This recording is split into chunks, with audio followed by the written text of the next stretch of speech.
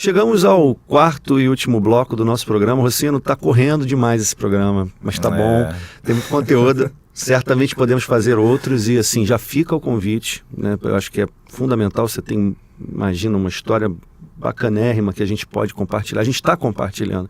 Eu queria que você, como a gente falou no terceiro bloco, eu queria que você continuasse falando um pouco sobre os teus projetos, sobre tua carreira, assim. Você estava falando sobre os Choros Clássicos, que foi um projeto, né, que você fez ali naquele momento em que você estava participando da oficina de choro, o professor Maurício Carrilho, a professora Luciana Rabelo, lá na Lapa. E aí, na sequência, como é que foi, depois do projeto dos Choros Clássicos, ou como é que você seguiu a tua carreira? Como é que tem seguido? Você vai montando os projetos e, nesse meio tempo, você vai participando de outros projetos, né?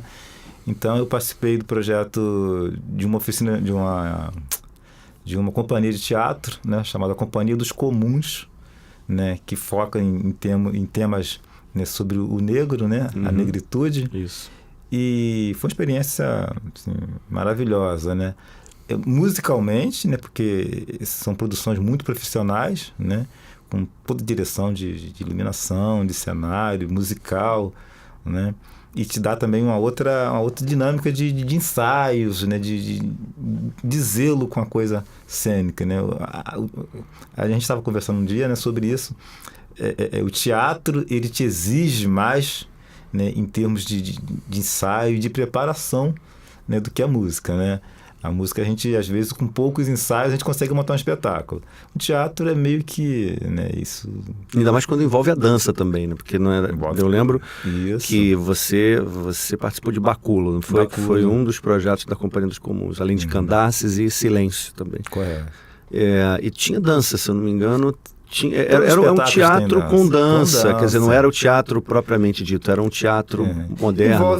Envolve a questão do texto, da dança e da música, porque a música é muito presente. E você estava me falando, né, numa conversa anterior, você estava falando da influência, porque vocês, os músicos participaram da composição, da construção do projeto, né? Então, assim, não é só, tem a dimensão da música, não. A música foi um elemento constituinte, um elemento A gente, quando foi foi aprovado, né, selecionado, né, como corpo de músicos, né, para aquele espetáculo, não tinha uma música pronta, né? A gente foi construindo junto com o diretor, né, com Jarbas, né? Sim. A gente foi construindo com ele a proposta musical, né, do espetáculo. Fantástico. Né? Depois também eu participei com a Tatiane Tiburcio, né, do espetáculo também teatral Negro Olhar, né, que é um espetáculo onde ela faz leituras dramatizadas, né, de peças, né, que tem essa temática também sobre o negro. Né? Então são vários textos que os atores eles leem no palco, né? E a gente fazia participação musical, né? Em uma dessas participações eu montei o espetáculo Misto Negro, né? Misto Negro, né? Em que eu toquei algumas músicas de artistas negros, né? Então eu peguei desde Charlie Parker, né? Pixinguinha, né? Cartola, né? E que me deu a ideia de fazer depois um outro espetáculo, né? Que eu montei, que se chamou Cartola e Eu. Né, em que eu tocava músicas do Cartola e músicas minhas. Interessante. Eu acho que eu cheguei você fez esse projeto Cartola, se eu não me engano, no Forte Copacabana. Isso. Né, ficou muito bom. Muito interessante. Nesse meio tempo também produzi um CD de música de MPB, né? Voltando lá, aquela origem, né, do voz e violão, né? É um projeto legal que reuniu uma banda boa, né? Uns amigos que chegaram junto no projeto, né? Então, isso foi em início do ano 2000, assim. 2000? Tem bastante tempo, né? Mas esse trabalho tá lá no site. Quem quiser ouvir as músicas, né? Algumas das músicas, né? Perfeito. Eu acho que, se não me engano, tem umas 8 músicas desse projeto lá no site. Pois vamos aproveitar e vamos falar desse assunto, porque assim, é importantíssimo, por exemplo, você acabou você está atualizando o teu site. Isso. Que é rossino.com.br. Então, para o pessoal que tem interesse no trabalho do Rossino, esse é o site, rossino.com.br. E aí me fala um pouco sobre a importância, porque para você é estratégico, assim, acho que para todos nós hoje, pensar a cultura e a arte a partir dos meios, ou como é que esses meios te permitem expandir, né, nessas redes digitais? Como é que você vê isso? Por exemplo, qual a importância do teu site? O que você está propondo em termos de atualização no teu site? O que a gente encontra lá no teu site, assim, de informações que você gostaria de destacar? Assim? Bem, tem lá a seção de projetos, né, em que tem um pouquinho, né, da minha atuação nessas 3 vertentes, né, do choro, na MPB e no jazz. Né? Então tem algumas gravações que eu fiz, né? Só como amostras, né?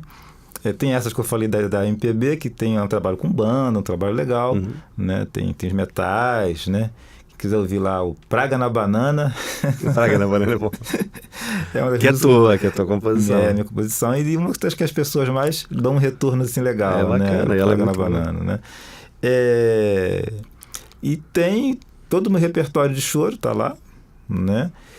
Tem uma pesquisa de cima do trabalho do Luiz Americano, da obra do Luiz Americano, né, que é um compositor que tem, assim, só lá no site eu coloquei umas 30 músicas dele. Né, e a gente nas rodas por aí costuma tocar umas 4 só. Né, então, eu disponibilizei isso lá para quem quiser aprender mais coisa do Luiz Americano, né, que foi um baita clarinetista e saxofonista. Perfeito. E né, compositor, né? Tá tudo lá, disponível, é só clicar, ouvir e aprender. Muito interessante. E tocar nas rodas. E assim, essa forma como você encara o espaço digital, o espaço do teu site, ou seja, tem muito conteúdo, muita informação, você, né, a gente percebe aqui agora assim, a gente conversando, que é importante para você os meios de comunicação. Então assim, os meios de comunicação que eu digo, inclusive digitais, as chamadas mídias digitais. Como é que você vê essa relação? Até porque você também é um profissional da comunicação, né? Você trabalha num ambiente corporativo, correto, enfim, além de ser músico. Então, como é que você vê essa relação dos meios de comunicação digitais com a arte e a cultura de um modo mais geral, mais amplo? Assim? Qual a tua opinião? Eu entrei nessa questão digital antes mesmo até da comunicação, né? No próprio estudo, né? Eu lembro que assim, meu primeiro computador já era uma caixinha de música, né? Eu sempre troquei as placas de som, botei umas placas melhores, né? Me interessava a música no computador. Perfeito. Né? É lógico que você usa para fazer os textos, né, os projetos, mas o meu computador sempre foi muito musical. Então eu venho desde lá do MIDI, né, que a gente usava o MIDI, que era mais leve, né, a gente não tinha banda para trafegar coisa pesada, né, até nosso MP3 hoje. Né? Então é fundamental você se digitalizar para evoluir também no instrumento. Né?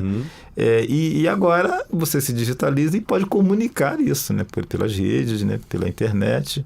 Né? E tem uma via de mão dupla, né? Você comunica e você recebe muita coisa, você pesquisa muita coisa. Né? Então o músico hoje que ainda não utiliza a internet, né, como fonte de estudo, né, ele está perdendo muito, porque tem muita coisa boa. Tem muita gente generosa que sabe muito, que conhece muito, que já pesquisou muito e que disponibiliza, né, de forma, né, gratuita, né, esse material para você chegar lá e pesquisar. Então o que eu faço hoje, eu olho esse material, vejo o que me interessa, porque também assim, muita informação pode te afogar, né? Você precisa de água para viver, mas a água mata, né? Você pode morrer afogado. Pode. Né? Então você seleciona aquilo que você quer e cai dentro, estuda aquilo. Né? Acabou? Pesquisa mais. Né? Seleciona mais um tanto de material e estuda aquilo. Né? Outra coisa que você perguntou também é essa questão da comunicação. Isso. Né? Isso é muito presente pela minha formação, né? de comunicação, de pós-graduação em marketing. Né? E aí você começa a encarar a música também, não só como uma coisa que te dá o prazer, né? Mas você quer tocar a outra pessoa, né?